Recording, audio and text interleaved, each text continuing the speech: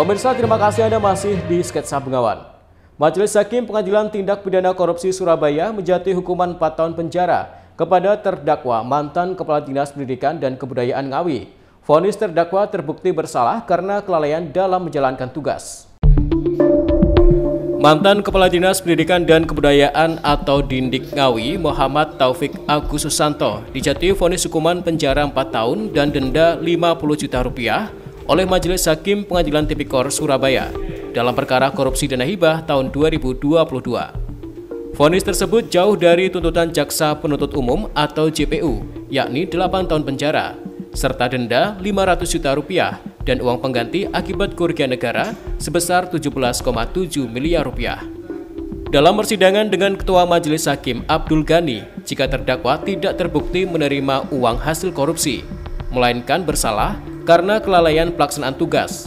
Selain itu, dari total kerugian negara, yakni sebesar Rp18 miliar, hanya ditemukan sebesar Rp328 juta sesuai hasil temuan inspektorat.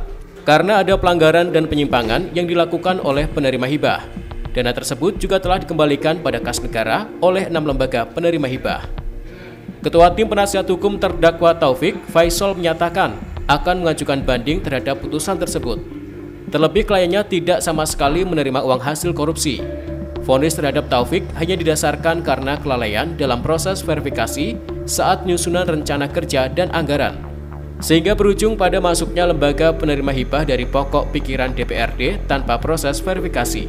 Sudah terdapat Taufik melakukan hal, tapi prinsip bahwa apa yang dilakukan tidak sepenuhnya diterima, bahkan 50% lebih hakim memutus kan tidak ada uang pengganti. Jadi hakim tadi hanya memutus 5 tahun dan 50 juta untuk dendanya.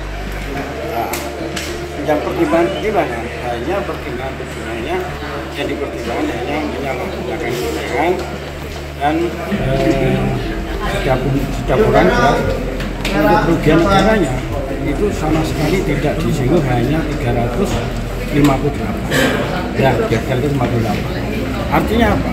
Artinya hitungan dari jaksa yang melalui KAP atau pendapat jalan itu zong sebenarnya, karena hakim meyakini kerugiannya hanya 358,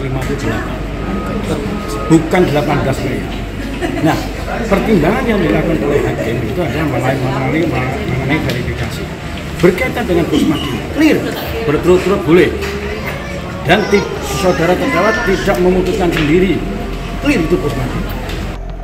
Diketahui kasus korupsi hibah pada Dinas Pendidikan dan Kebudayaan Ngawi tahun 2022 telah menetapkan mantan kepala dinas tempat. Total anggaran hibah pada waktu itu sebesar Rp19,1 miliar yang diterimakan pada 521 lembaga. Ita Wahyu, CTV Ngawi.